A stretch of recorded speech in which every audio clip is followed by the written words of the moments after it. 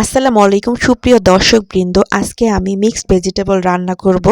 আমি চুলায় fry pan বসিয়ে দিয়েছি। এরপর এখানে প্রথমে তেল দিয়ে দিয়েছি, তারপর দিয়েছি পেঁয়াজ কুচি।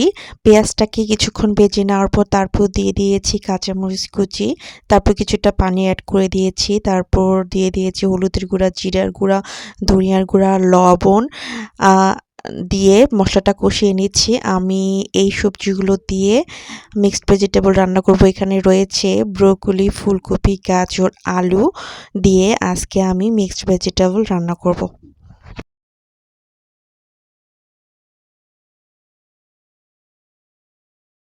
আমার মশলা কষানো হয়ে গেছে, এখন আমি সেই সবজিগুলো সব দিয়ে দিব।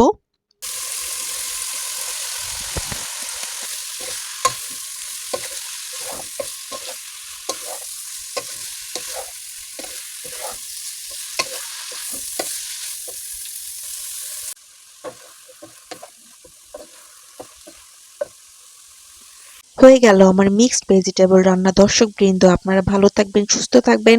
আল্লাহ হাফেজ।